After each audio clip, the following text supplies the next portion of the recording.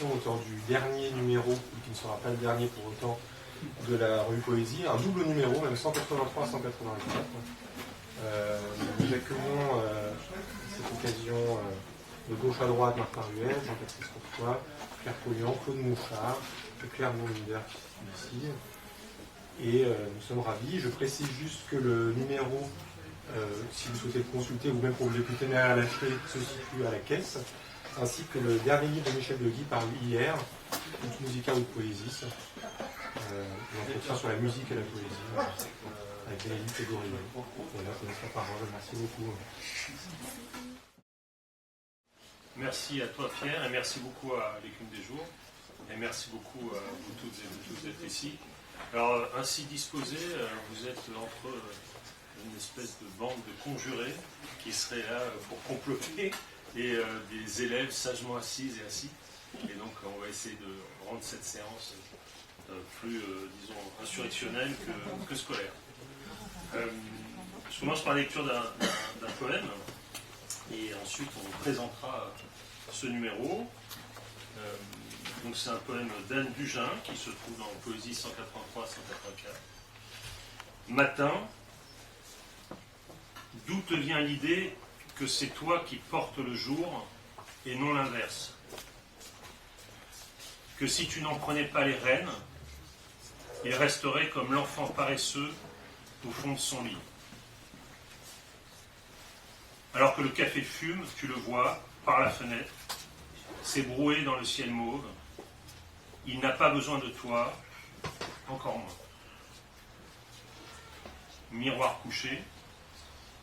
De l'autre côté, il y a l'Afrique, disions-nous, le doigt pointé vers le large, ignorant que d'autres faisaient le même geste, en face, plus déterminés à traverser. Entre nous aujourd'hui, le miroir couché de la mer, tourné vers le ciel, où glissent les voiles blanches des plaisanciers, à travers lequel passent les embarcations trop lourdes, du côté aveugle qui ne réfléchit pas le soleil. Alors si j'ai décidé de lire ce poème pour commencer, c'est parce que son auteur est là et qu'elle ne veut pas le lire, parce qu'elle se sent embarrassée ou gênée. Et donc je ne vais pas la mettre encore plus dans l'embarras en la désignant du doigt. Je suis content de la lire.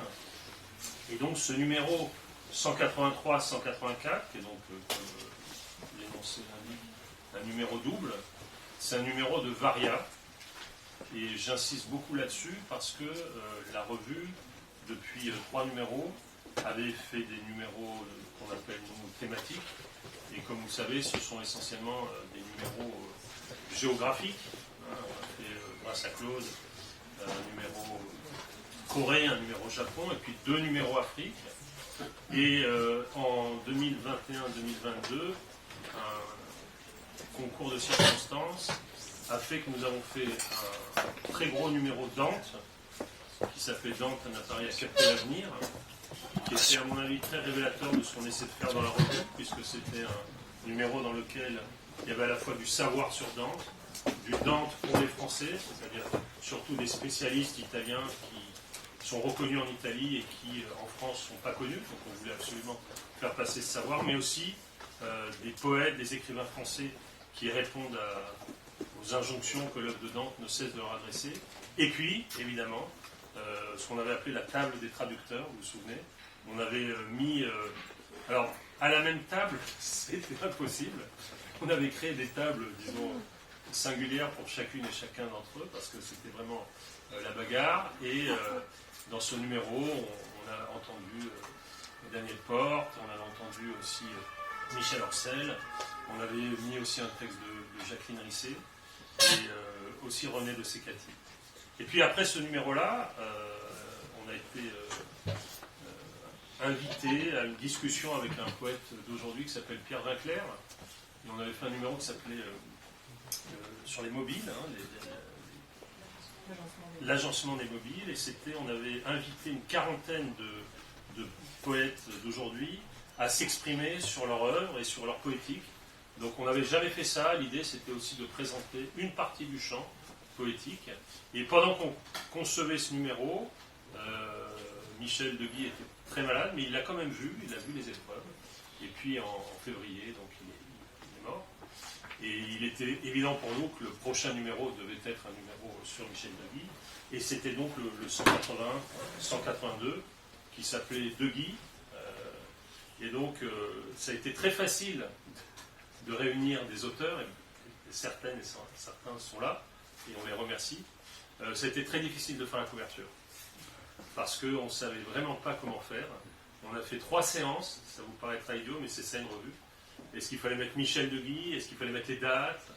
Est-ce qu'il fallait mettre que la signature? Est-ce qu'il fallait mettre que Deguy?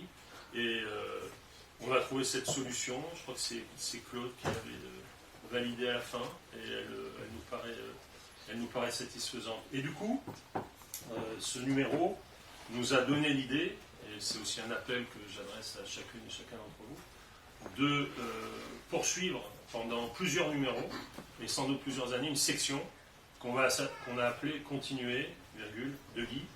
Et l'idée, c'est qu'on va publier beaucoup d'inédits de Deguy. Dans le prochain numéro, il y aura une partie de la correspondance avec Derrida, mais aussi des traductions, des articles critiques, etc.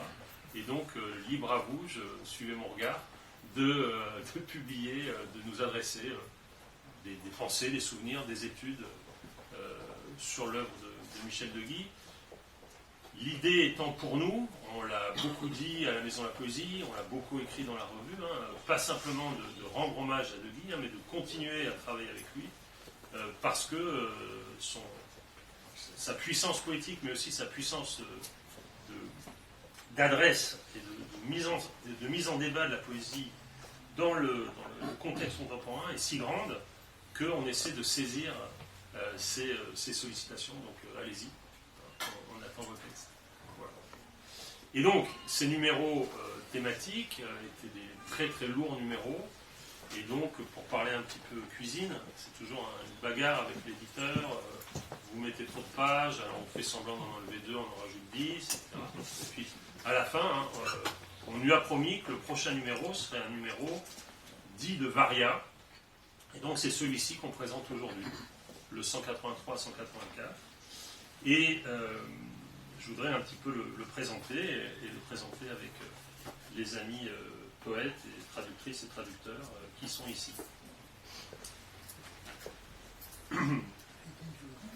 La revue a pour première mission, si j'ose dire, avec un peu de facilité, de défendre et d'illustrer la poésie qui se fait aujourd'hui.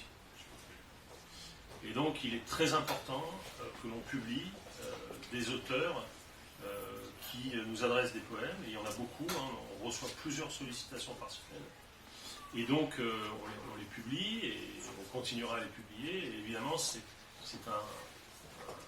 pour eux et pour elles, c'est une espèce d'occasion, une rampe de lancement, on peut dire ça comme ça, mais aussi un baptême du feu, donc c'est aussi une épreuve. Ils passent devant un comité, leurs poèmes passent devant un comité qui est souvent assez sévère, mais plutôt convergent, il faut dire. Et donc vous trouverez des poèmes d'Olivier Barbaran, Stéphane Bouquet, Mathieu Brosseau, Romain Courbusseau, Anne Bugin, Laure Gauthier, Delphine Guy, Louis Jens, mais aussi Emmanuel Volterra, François Ranou, Kamel Zardouni. Et dans ce premier bloc, on a décidé, et ça pourrait être l'occasion d'un débat avec vous, de mettre sur le même plan les poèmes traduits. Avant, avec Deguy, on faisait, ça faisait un peu collection Gallimard, on faisait les poèmes français du monde entier.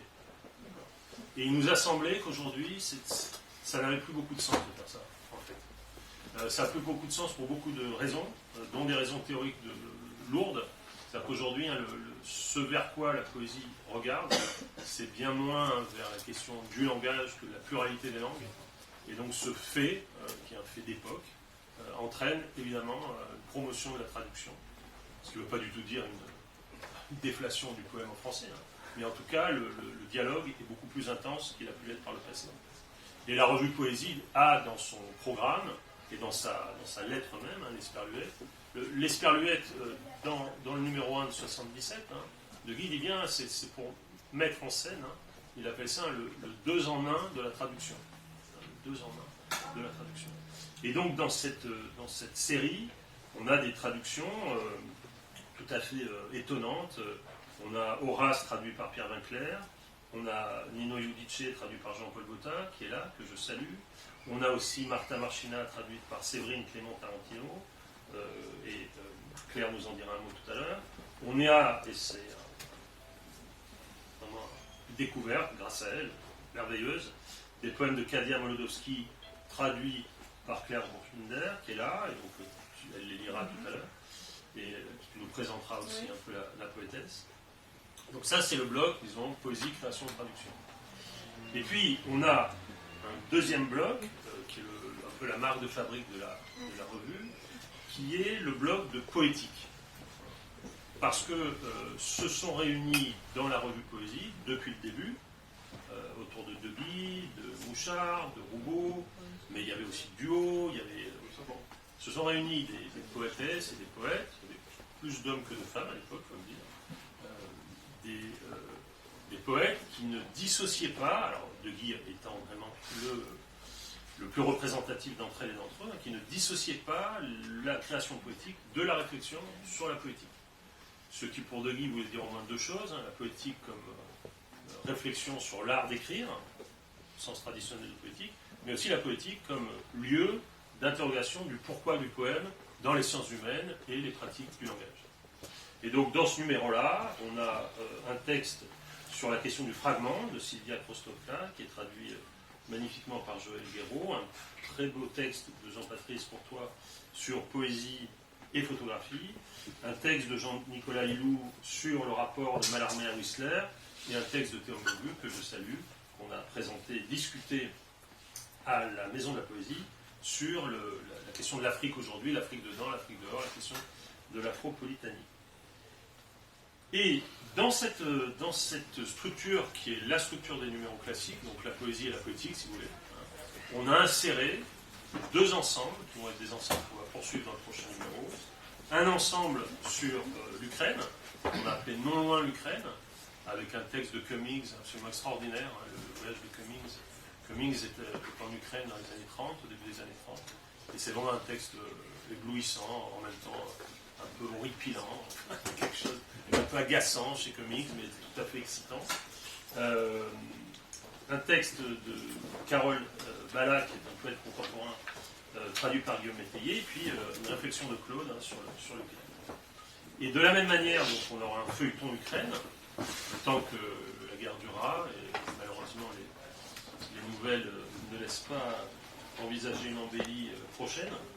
On aura, donc j'ai commencé par ça, un volet, un dossier qui s'appelle Continuer de Guy. Alors dans ce numéro-là, on a un texte de Yves Charnet, un texte de Patrick Auchard, un texte d'Irina Kosovoy, absolument extraordinaire, sur les rapports entre Kosovoy et de Guy, un texte de Richard Rand, un texte d'Adélaïde Russo, qui est là, qui était là, et puis une traduction en italien très belle d'un poème de Michel. Et puis, alors c'est pas du tout, ça ne correspond pas du tout au personnage que je vais citer, j'allais dire une cerise sur le gâteau, mais comme c'est Saint John Perse, ça fait bizarre. La cerise Saint John Perse. On a une lettre inédite de Saint John Perse à Pierre Auster. Dans la revue, on a aussi envie de publier des documents. Alors évidemment, on va le faire autour de Michel, mais on va continuer à le faire aussi autour d'autres poètes. Voilà. Donc voilà ce numéro 183-184. Et il s'ouvre par un hommage d'Élie Cadour à Hans Magnus Enzensberger, un commentaire de la poétique de Enzensberger, qui venait de mourir au moment où on bouclait le numéro. Alors, le fait de faire 4 numéros par an permet aussi de réagir, pas en temps réel bien sûr, mais avec une certaine élasticité à l'actualité de la revue. Donc on va présenter chacune et chacun des pans de la revue, et évidemment on laissera un petit peu de place à vos questions, et peut-être que comme dans les bonnes rencontres, à la fin, quelqu'un viendra et nous dira « j'ai un texte ». Voilà. Parce que ça arrive souvent, et les présentations de la revue sont faites pour cela. Claire, tu veux bien dire un mot ? Oui, bonjour. Moi je vais présenter peut-être les traductions du latin qui sont là dans la revue et qui continuent ce que Degui appelait la translation des reliques. d'une formule qui a l'air un peu lourde comme ça, mais dont il déjouait aussitôt la grandiloquence apparente, parce qu'il ne s'agit pas de transmettre des reliques de façon admirative, mais d'en relancer l'énergie. Et on a donc une traduction par Vinclair d'une des cités d'Horace, et puis, mais Horace ayant été souvent traduit, je m'attardais davantage sur la traduction par Séverine Clément Tarantino de poèmes d'une poétesse du XVIIe siècle, Martha Marchina, poétesse mystique et qui allie à la déploration d'une absence divine liée à l'absence du corps du Christ, quelque chose d'assez joueur quand même dans la langue, si bien que l'absence, le consentement à l'absence a quelque chose de parfois un peu jubilatoire. Et Séverine Clément Tarantino appartient en fait à un groupe de latinistes qui s'appelle Lupercal et qui a commencé pendant le confinement et qui a essaimé depuis les États-Unis, en Europe, dans différents lieux, comme un groupe d'affinité se retrouvant sur Internet et ayant pour objectif de traduire des femmes qui écrivaient en latin et de renouveler le corpus canonique des œuvres en latin. Et donc, même si c'est son nom en premier qui apparaît parce qu'elle est l'initiatrice de ce mouvement en France, il faut penser qu'il y a derrière un travail collectif qui est un travail de traduction collective. Là, ce sont ses traductions à elle, mais en général, ce groupe travaille de façon plurielle. Et petit étonnement quant à la façon dont le retour de l'Antiquité résonne parfois avec le contemporain. On a pu entendre Séverine Clément Tarantino dire les poèmes latins qu'elle avait traduits et les dire, et s'attacher à les dire avec une diction qu'elle a travaillée et qui veut inscrire dans la vie des textes anciens une scansion qui n'est pas simplement la scansion de la réédition, de la retraduction, mais qui est la scansion d'une réoralisation des textes anciens, alors même que concernant le latin, il n'y a pas de mémoire de cette façon de parler. Et Martin me demandait de lire du latin. Malheureusement, ne pratiquant pas moi-même cette scansion, là j'aurais l'impression de dévaluer son travail. Je ne peux pas le faire là. Enfin, c'est du travail. Et, mais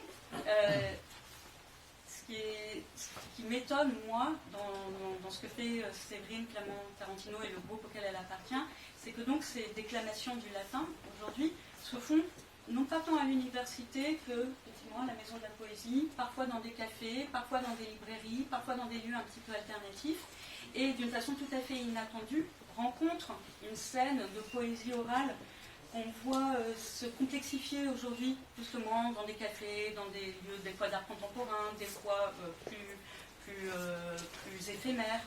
Et dans la revue, par exemple, on a des textes de Laure Gauthier qui aime beaucoup performer aussi son œuvre. On a des textes de Louis Etienne, qui est connu aussi sous le nom de Dorsen, et qui aime performer ces textes.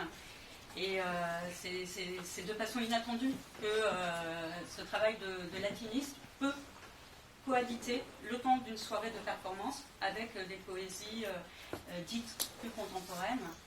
Et je suis particulièrement heureuse que la revue Poésie fasse entendre là dans l'écrit cette conjonction et soit aussi ouverte aux autres espaces d'élaboration et de travail du poème, ou aussi ces performances-là.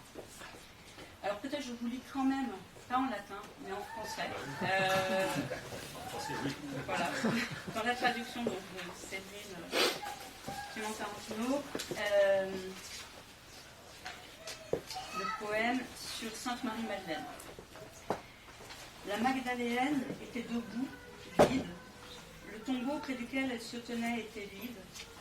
Affligée, de vives larmes, elle arrosait ses joues. Ici, elle souffre d'avoir perdu le Seigneur de son cœur, Dieu. C'est à peine si elle voit les célestes qui sont là. Mais après avoir, par affliction, longuement retenu les mots au fond de sa poitrine, elle finit par proférer des sons de sa bouche encore sous le choc. Marbre dur, laissez mes pleurs vous amollir, quand je suis presque devenue pierre à force de souffrance. Moi, lui, s'il est affaibli, mutilé parmi le plaid, ou s'il est suspendu entre des pics, des croix, je le porterai, Et s'il a perdu la vie, que la terre le recouvre, ou s'il vit parmi les astres, moi, lui, je le suivrai au fond de la terre, moi, lui, au milieu des astres.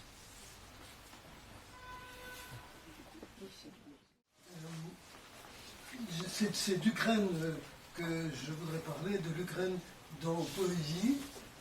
Dans le dernier numéro,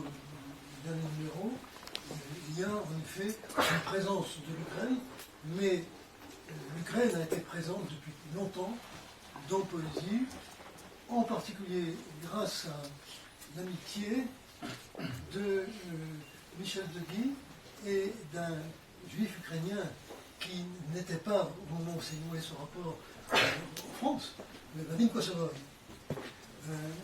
Aujourd'hui, tu te souviens, Martin, que nous sommes allés, après la mort de Vadim Kosovoï, nous sommes allés chez sa femme, Irina Kosovoï, pour lire des lettres, une correspondance avec Blanchot.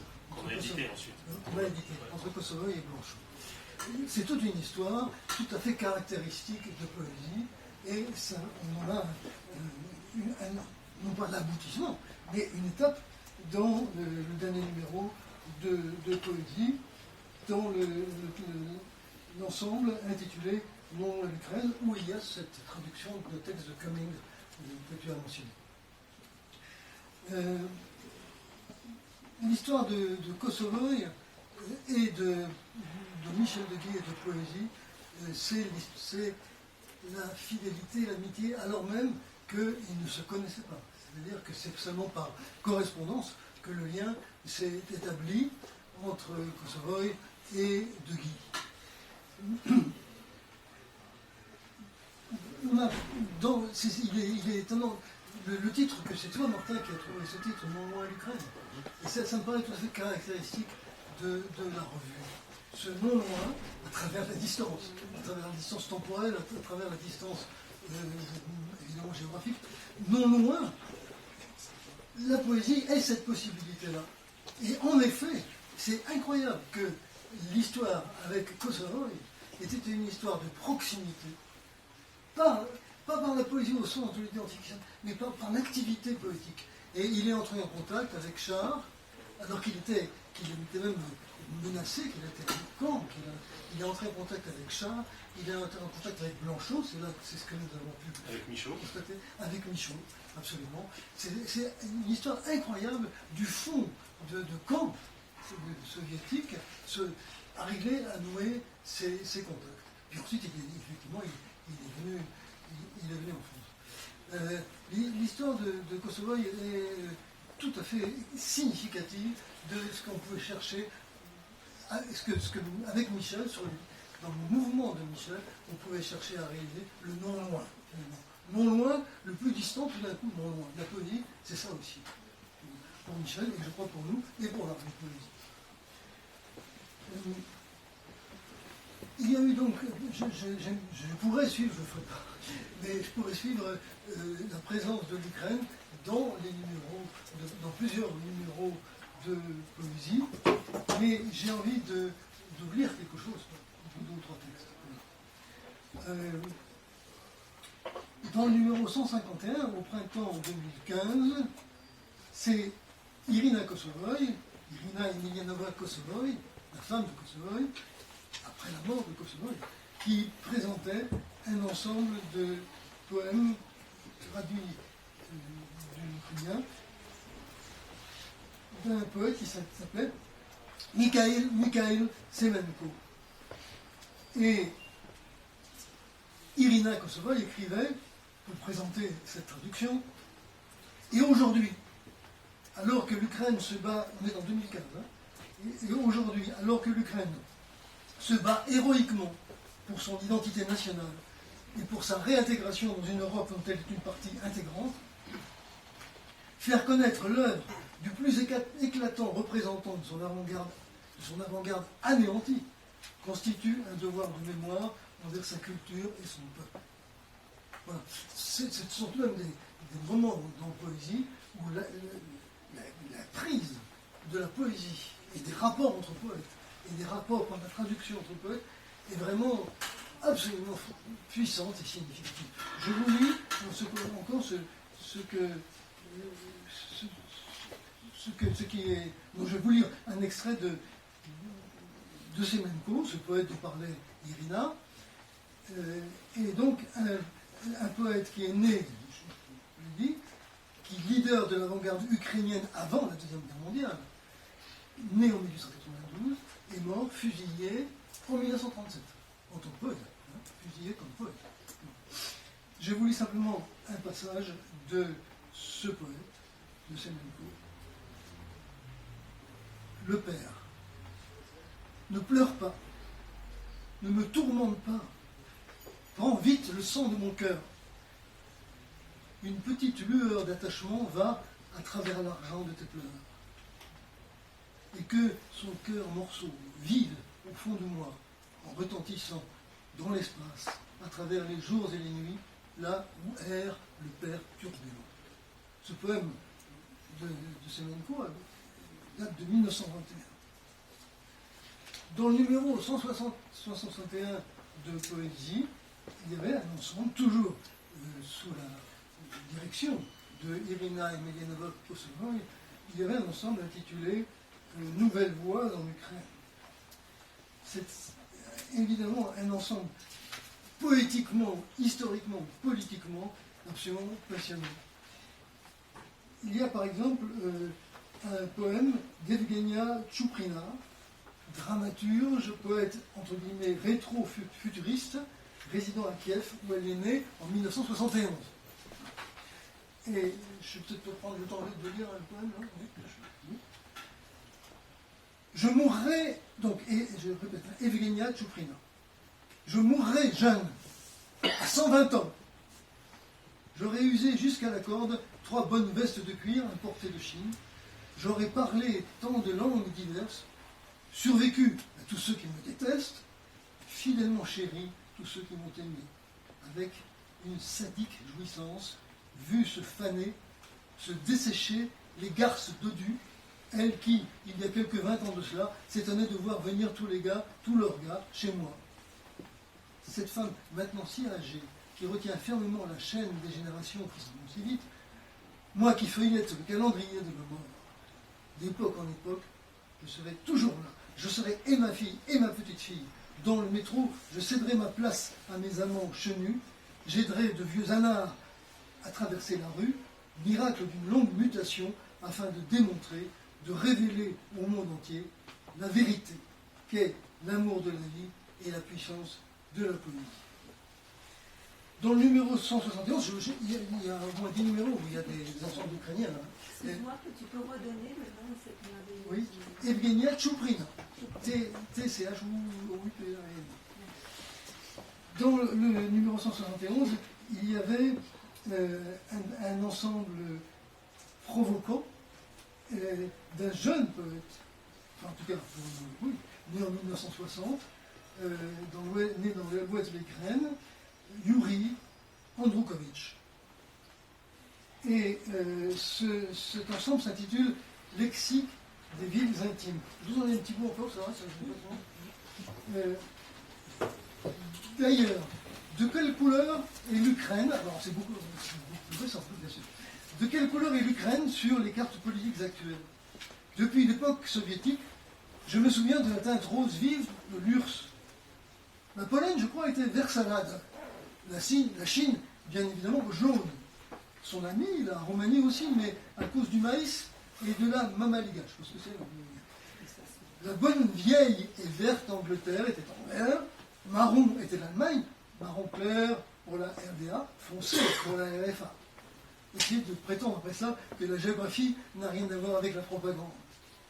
Les États-Unis étaient de même couleur que la RFA, le marron foncé étant considéré probablement à juste titre comme la couleur la plus abjecte. Et je vais encore vous entendre un peu de ça, parce que ça c'est en poésie, c'est l'activité de poésie. Et je vais vous faire entendre ceci. Alors là, du poète Vassil, je ne sais pas bien le dire, je ne sais pas s'il va dire Stouch ou Stouch, Stouch.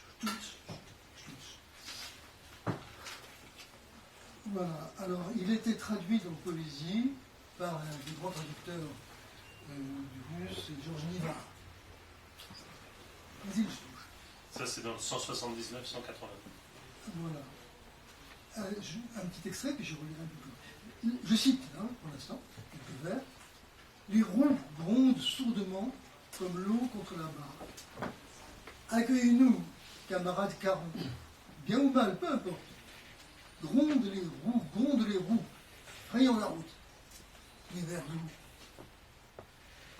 Stous, donc, est né en Ukraine en 1938 et il fut incarcéré en camp à 2 reprises. Il a été prisonnier au bagne et même au cachot, dit-il, écrit-il, dans une lettre, et il composait mentalement ses poèmes. Il appelait ça des palimpsestes. Enfin, non, dans la traduction, des palimpsestes. Il est mort au camp de Perm 36 en 1984, une grève de la faim qui le mena jusqu'au bout. Et je vous lis un poème de lui, c'est une poésie littéralement indomptable. Neige et gel, vent et glace, pleurs, jurons, malédictions, abois des matins, râle des locaux, camions de zec, zec c'est des prisonniers politiques, hein. Camions de zec, wagons de zec, phares, molosses et des cerbères, rails, verges, barbelés, on tombe, marche, on se relève, marche, les mitraillettes fichées dans nos épaules, cœurs au carré, cercles au carré de la mort, nous tombons front à terre, laisse-moi bénir ta libre volonté, chemin destin, chemin d'honneur, sur cette croix sans fin, sur cet effroi, vision sans fin d'un cri de mort, Ukraine, accorde-moi chemin d'honneur, Ukraine, accorde-moi visage sans peur. Toute cette affaire, comme vous le savez, n'est pas finie, elle est en cours. J'en viens, et je terminerai là-dessus, si c'est pas trop long, ça va encore. J'en viens à ce fameux épisode qui a donné matière à poème, évidemment, c'est Babillard. Donc, comme vous le savez, il faut le rappeler tout de même, avant la Deuxième Guerre mondiale, l'Ukraine a été martyrisée par Staline. C'est en particulier, enfin, centralement, l'Holodomor, la famine atroce organisée dans les campagnes par Staline.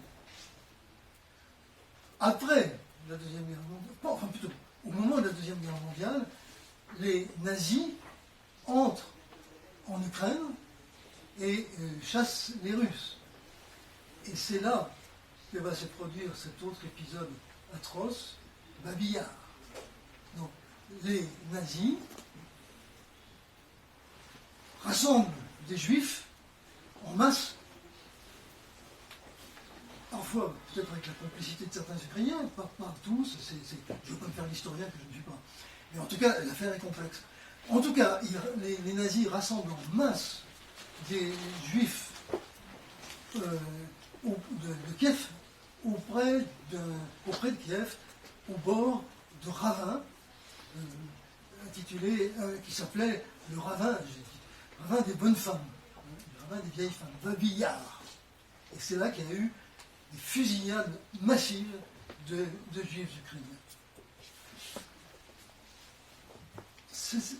En 1961,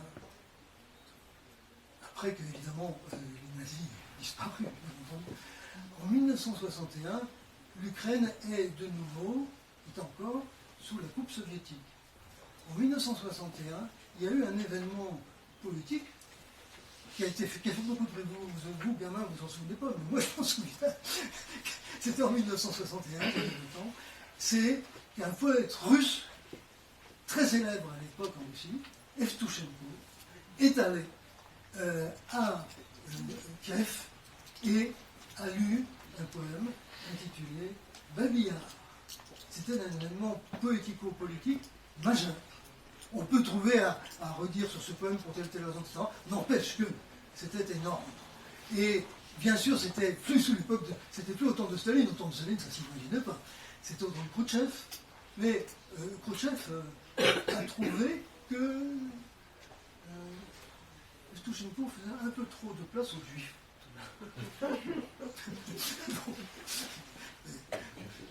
Mais il y a eu cet épisode, il y a eu le fameux épisode aussi magnifique de la poésie babillarde de Shostakovich, qui est une œuvre majeure musicale du XXe siècle. Et il ne faut pas oublier tout ça, il faudrait rassembler tout ça, il faudrait faire une grande rencontre là-dessus et entendre aussi cette symphonie absolument essentielle sur le rapport entre histoire et musique au XXe siècle, c'est central.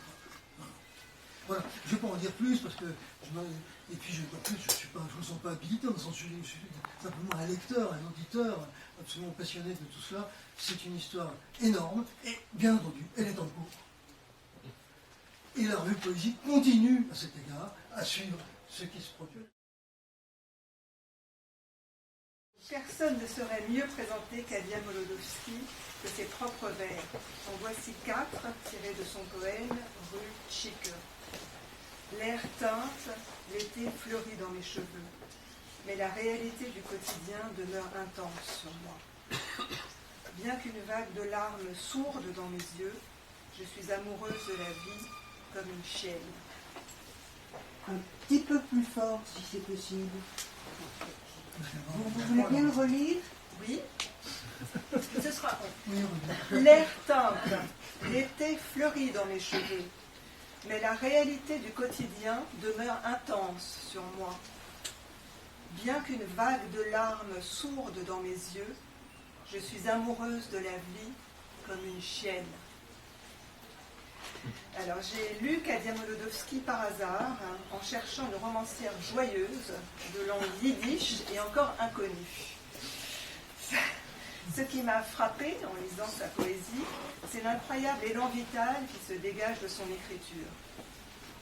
Plus j'ai avancé dans mes lectures, découvert son histoire, plus j'ai été impressionnée, car dans le tableau si sombre de sa géographie, elle est née en 1894 dans la zone de résidence russe, que certains appellent l'Empire tsariste, mais enfin c'était quand même une zone d'assignation à résidence. Donc elle est née là, à une époque d'une violence sidérante, que tu as déjà évoqué, Claude. Elle a eu 20 ans lorsque la Première Guerre mondiale a éclaté, suivie de la révolution bolchevique, de la guerre civile russe et de la guerre nationaliste ukrainienne, qui a été la cause de maints pogroms. Dans ce contexte, donc, elle n'a cessé de bouger d'une ville à l'autre, d'enregistrer par écrit ce qu'elle observait. Elle n'était pas seulement sur la route, car ses destinations étaient celles assignées par son travail. Elle enseignait en effet le yiddish à tous les enfants déplacés et aux orphelins issus de tous ces conflits. Ces voyages ont été à l'origine de rencontres cruciales, la première étant celle de David Bergelson à Kiev. Il la prend sous son aile, devient son mentor en écriture et la publie dans sa revue Eigens en 1920, où 2 poèmes de Kadia figureront, aux côtés de ceux de poètes yiddish confirmés, tels Peretz Markish, Lev Kvitko, David Hofstein, Moïse Broderson. Vous aurez reconnu certains noms du comité juif antifasciste, ceux des poètes assassinés le 12 août 1952. Je m'arrête un instant sur Markish, qui a choisi comme motto, lorsqu'il a édité la revue Kaliastre en 1922, des vers d'un poème de Broderson, justement. Nous, les jeunes, une bande joyeuse et turbulente, nous marchons sur un chemin inconnu, à travers des jours de profonde mélancolie, à travers des nuits d'effroi, per aspera ad astra. Elle était déjà donc bien entourée de ses poètes, Kadia Molodowski, lors de sa première publication. Et là, j'aimerais vous parler de ses conflits intérieurs, tous les conflits qui se reflètent dans sa poésie. Le premier étant la tension entre la tradition et la modernité. Tout en questionnant la tradition, elle est imbibée de ses textes. Tout en rejetant le rôle assigné aux femmes dans la religion, elle écrit avec une acuité affectueuse sur les femmes pieuses qui l'ont précédée. Elle ne fait pas table rase, donc, mais elle s'éloigne peu à peu, et ce processus est très douloureux. Par conséquent, il lui arrive de choisir la parodie sacrée, comme Peretz l'avait fait avant elle. Elle allie dans ses poèmes des structures traditionnelles, prières, suppliques, ballades populaires, à des tonalités modernistes, avec l'utilisation du vers libre, la place faite au rêve, à l'individu, sans non plus se mettre de hier, car la réalité est omniprésente chez elle. On décèle ici l'influence du groupe moderniste de New York qu'on appelait les Young Vision. Son deuxième grand conflit est celui du rôle du poète dans la cité. Comment justifier l'écriture lorsqu'on est confronté à la plus crasse des misères sociales? La rue Tchike, d'où étaient tirés les quelques vers que je vous ai lus, c'était sa rue, l'une des plus miséreuses du quartier juif de Varsovie, où elle croisait des enfants le soir qui, pour aider leurs parents à boucler la fin de mois, vendaient des boutons, des lacets de chaussures et du kvass. Vous savez ce que c'est que le kvass? C'est une boisson. Oui. Oui, c'est du kéfir un peu, je crois. Non, c'est un peu alcoolisé. C'est du seigle, c'est à base de seigle et fermenté. Voilà. Sa proximité aux enfants à qui elle enseigne le yiddish et l'hébreu, et pour qui elle écrit des histoires, lui permet d'approfondir son sens du rythme, de la polyphonie, du jeu avec les mots. Elle se distancie pourtant assez radicalement des poètes qu'on a appelés les poètes prolétariens à New York, ou les poètes des sweatshops. Elle s'en éloigne par une écriture dénuée de toute forme de pathos.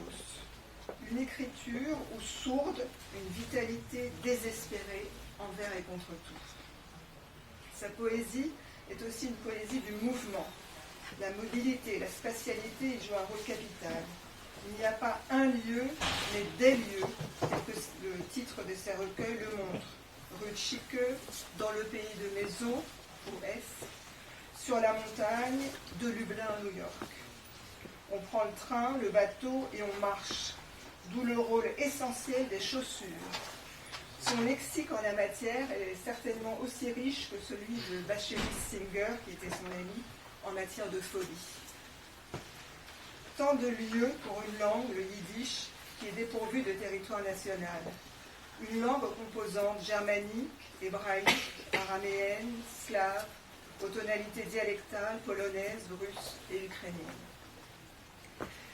Alors avant de laisser la parole à Jean-Patrice, je vous propose une lecture en français et en yiddish de deux poèmes. Alors j'ai évidemment pas choisi, après la magnifique lecture qu'a faite Tiffaine Samoyau à la Maison de la Poésie, le Ciné, elle avait choisi deux poèmes, donc j'en ai choisi d'autres. Mais le choix de Tiffaine était excellent. Donc le premier poème s'intitule, on commence par Chronique, s'intitule Chronique. Il est tiré du recueil de Rue Tchike, paru en 1933 à Varsovie. Alors vous préférez qu'on lise d'abord en français ou d'abord en yiddish? En français, merci. En français? Oui, D'accord. d'accord. Alors je dirais.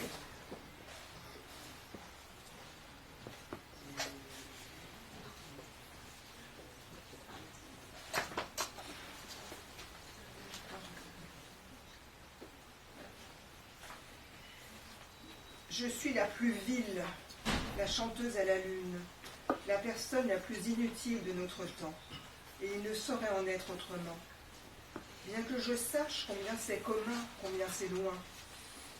Même la nuit, le cerveau ensommeillé, je me souviens. Suicide à rouge par nécessité, et le pain gardé par des baïonnettes. Tous les chemins barrés par la faim, par la police et par les poètes.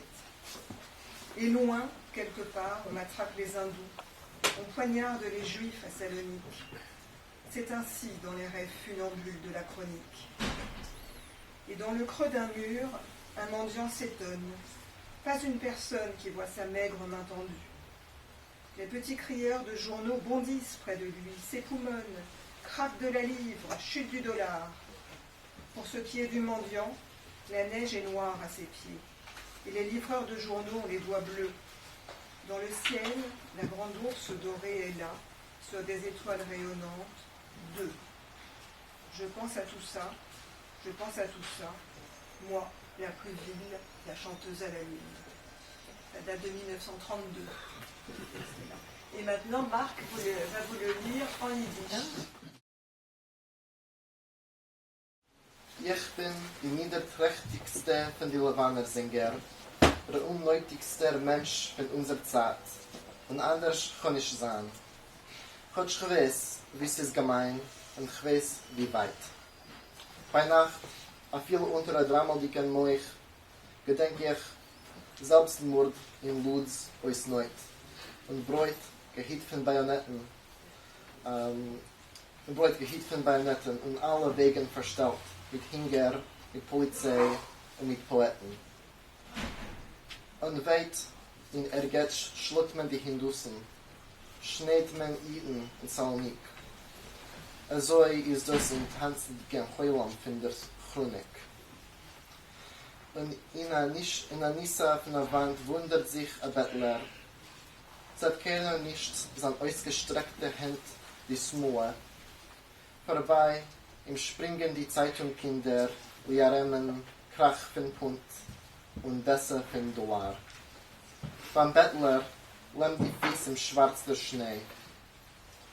Bei die Zeitungverkäufer sind bläu die Finger.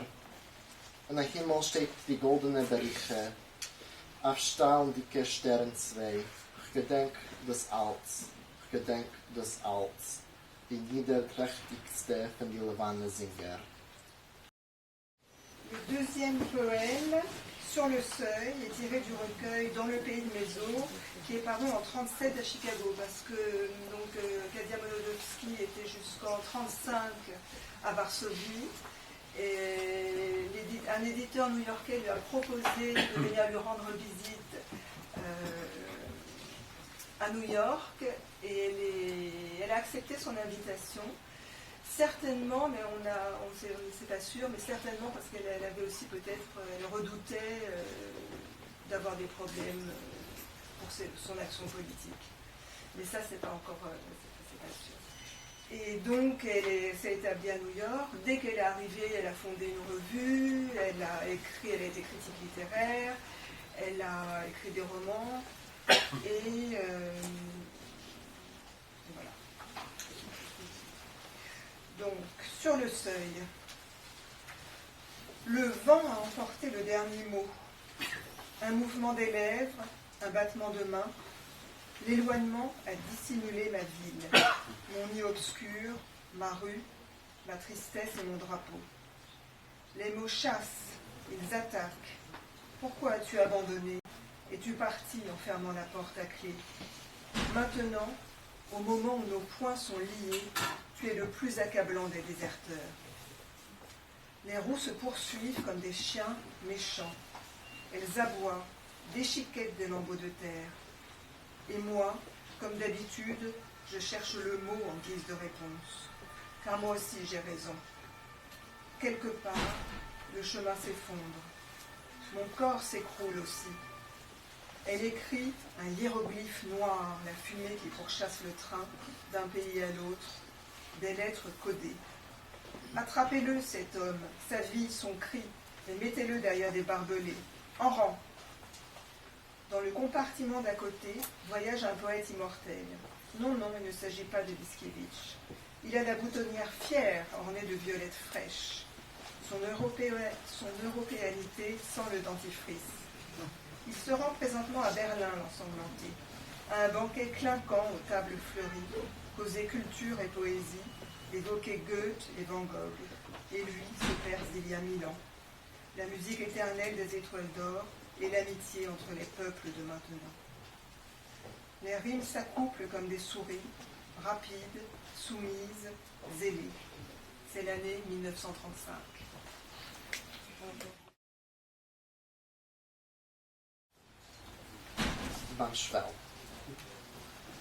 Beim Schwell.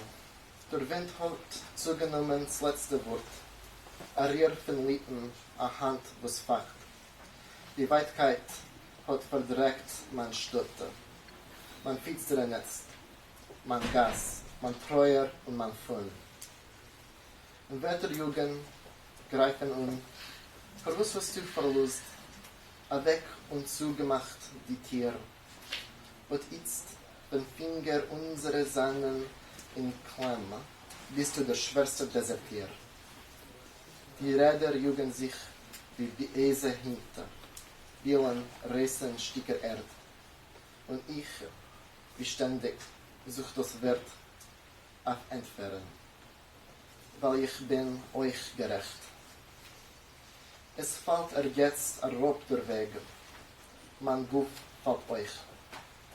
Es schreibt schwarz Hieroglyphen, von Wander jungen dicke Räuche, von Land zu Land chiffrierte Briefe.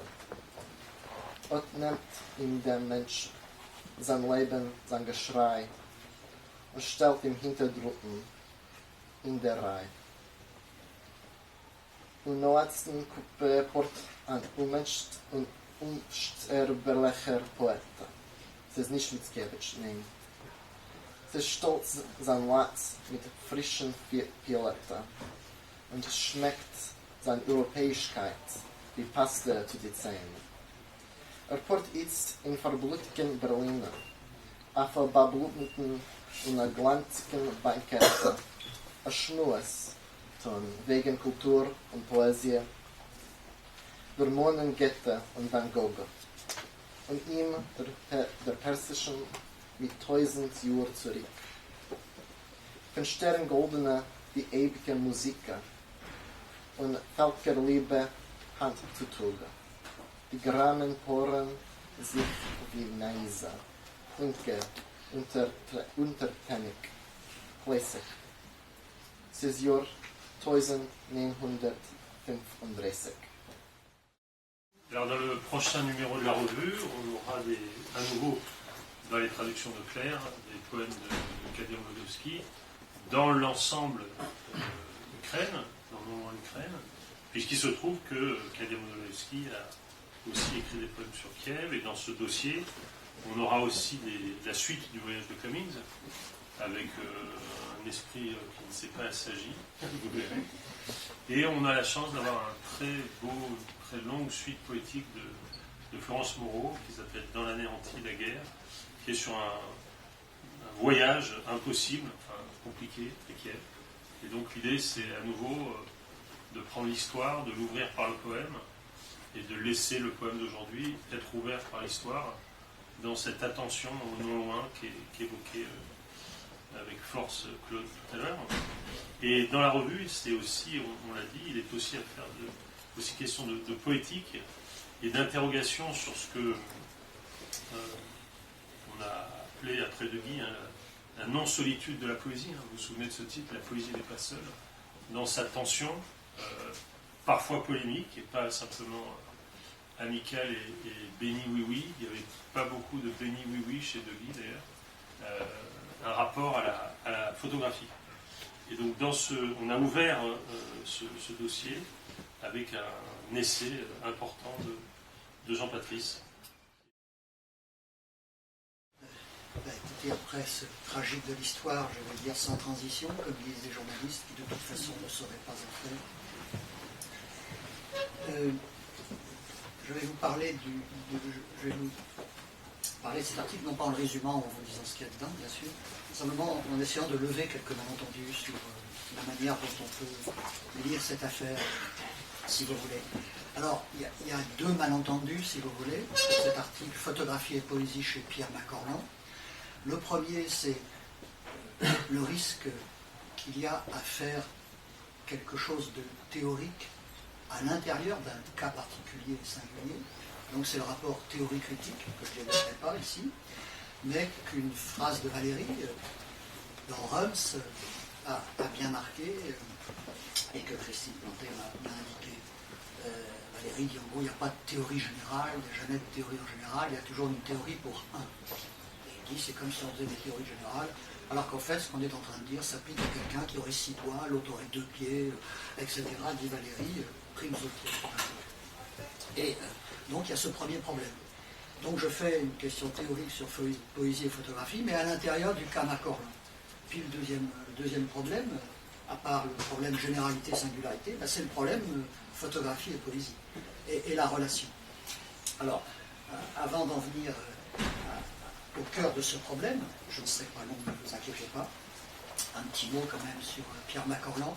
C'est une figure tout de même très oubliée, qui a un lien à faire avec le tragique de l'histoire c'est évidemment la Grande Guerre, la guerre de 14-18.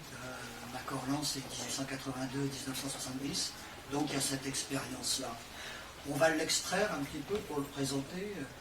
C'est l'ami d'Apollinaire, André Salmon, Max Jacob, Blaise Cendrars, Paul Morand, avant qu'il ne soit plus guère facultable,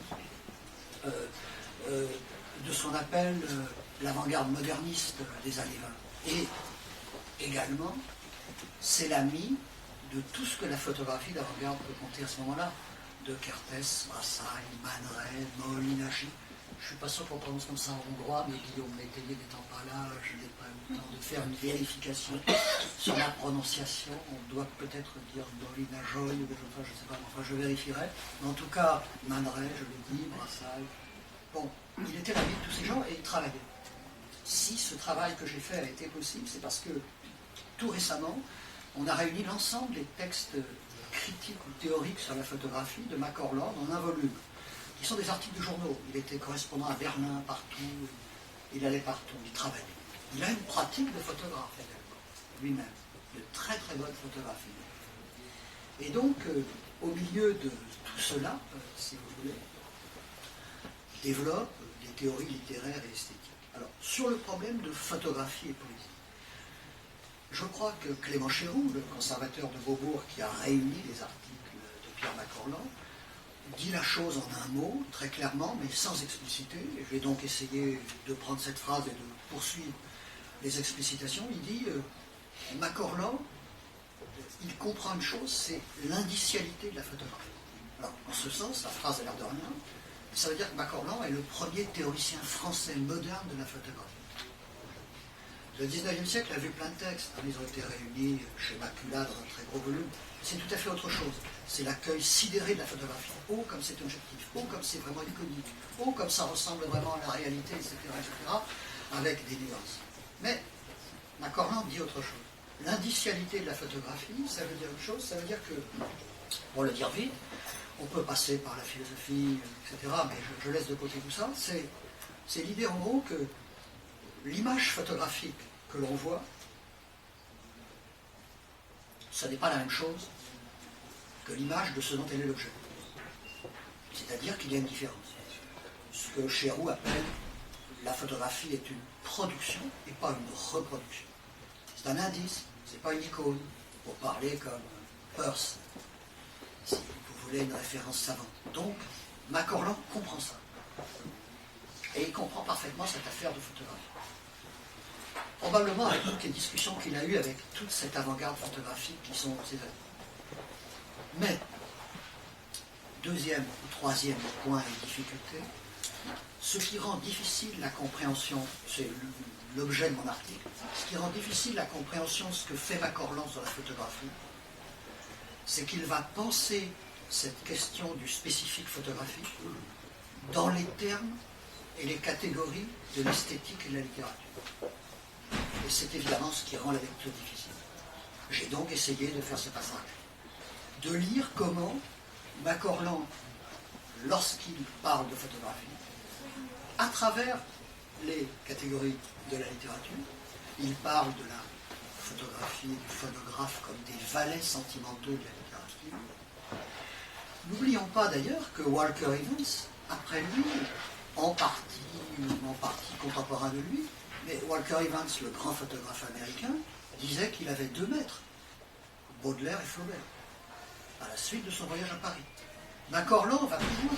Il dit la photographie, ce n'est pas une affaire plastique, c'est une affaire de littérature.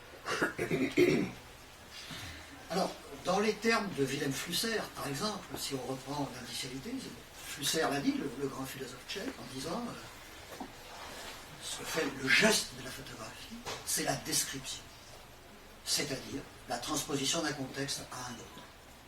Macorlan comprend tout ça, mais il le comprend dans son langage à lui, et j'ai essayé de faire, dans le fond, un article sur la traduction de ces questions, pour qu'on ne se trompe pas sur ce travail de Macorlan.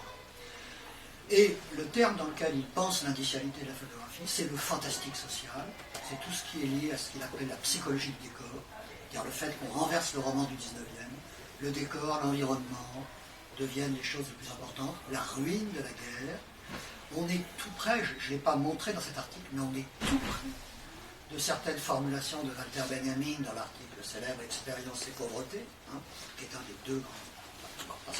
Et on n'est pas très loin de tout ça.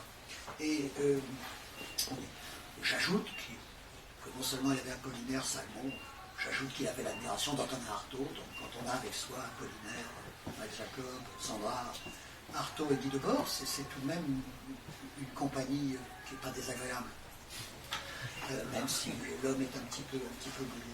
Et donc ce fantastique social, voilà, c'est un petit peu le but de mon article. Et puis j'ai ensuite regardé dans son livre de poésie qui s'appelle Poésie documentaire complète, j'ai regardé ce qu'il faisait de la photographie dans ce livre-là, un très très beau livre, et en particulier j'ai analysé un poème qui serait une sorte de poème de l'indicialité photographique, que je vais simplement lire, comme ça on entendra un poème français, de Pierre Macorlan, un poème assez étrange.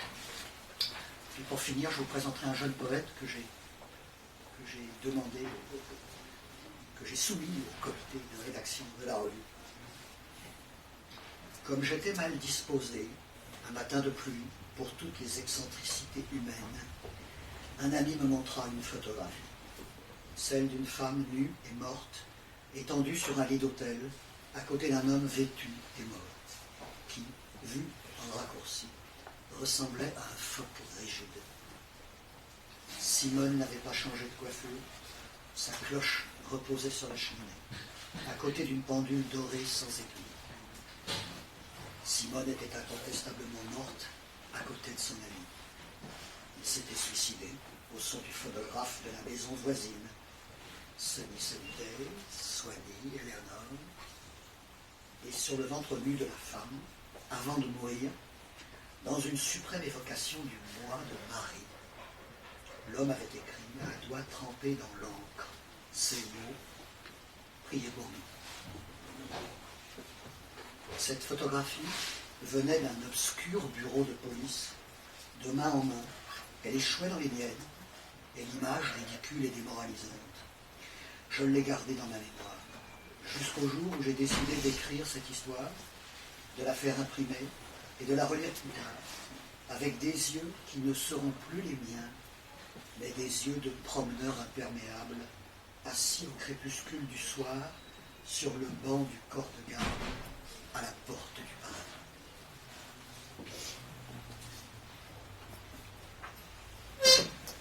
Pour vous donner une petite idée, pour finir, de l'humour de Macorlan, que Guy Debord a bien entendu, d'une ironie, plutôt d'une ironie froide, je vous lis le chapitre 5 du livre qui a beaucoup marqué Guy Debord, Petit manuel du parfait aventurier, que vous trouverez dans cette excellente librairie, je suis sûr.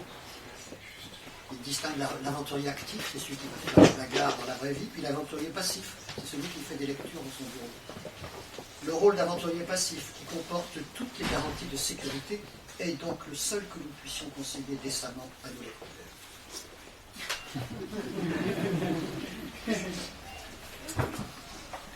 Bon, il y a évidemment aussi le lien de Macorlan-Debord, c'est ce qu'on appelle la psychogéographie, les dérives urbaines, mais je laisse de côté ça. Je finis en présentant Romain Candussot, un jeune poète, vraiment jeune, et c'est un des objets, je crois, un des objectifs et objets de la revue, de publier des gens jeunes qui ont publié très peu, quelques poèmes dans la revue. Il habite Annecy, et il n'est pas parmi nous ce soir, on n'a pas pu venir, mais voilà, un ensemble que je vais lire. Non, je ne vais pas lire l'ensemble, je vais lire un petit bout, la dernière partie de son poème qui s'appelle Un syntaxé et qui est peut-être la partie qui explique le mieux l'ensemble. Voilà, poème que je vous laisse découvrir. Le jeu est un effet secondaire de matière expulsant le mouvement. Déménage du mouvement depuis la matière.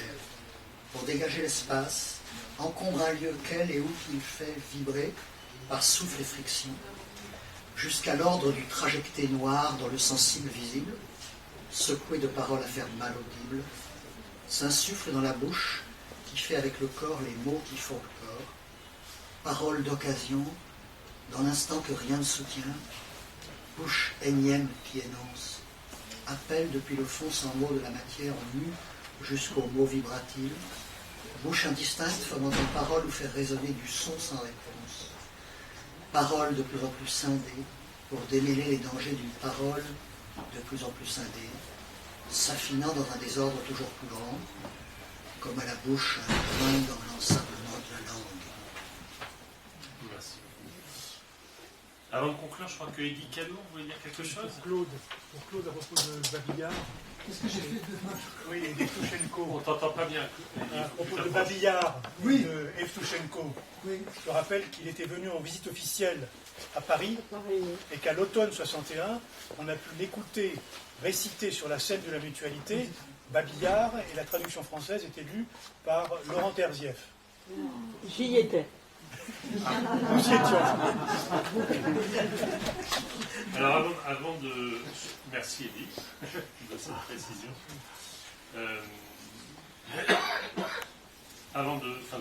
Pour vous saluer et en écoutant avec, je dois dire, passion, émotion étrange, la richesse quand même de ce numéro. Parce que ça, c'est dans un numéro. Hein. C'est un seul numéro, ça. Et encore, c'est un 5e du numéro. Hein. Voilà, je me suis dit que pour vous saluer, j'allais lire le poème de Guy, qui s'appelle Réflexion du poème, et dans sa traduction aussi par Irene Santori, qui est une poétesse romaine formidable. Et donc, je vais lire en français et en italien, et puis je crois qu'ensuite, on pourra continuer la discussion de manière libre, enfin, dans la librairie, entre les livres amis de l'écume des pages. Donc c'est un poème que De Guy aimait bien lire. Vous savez que De Guy n'aimait pas lire ses poèmes en public. Hein. C'était toujours une torture de l'obliger à le lire. Maintenant qu'il n'est plus là, on peut le faire. Voilà. Réflexion du poème. Comprends-tu que c'est une déclaration d'amour? Comme une lumière, housse de l'aube, apparaît tout, se soulevant dans sa lueur. Ainsi du poème, à la lueur spéciale de l'éclipse de l'être qui rend visible un tout à la clairière du langage.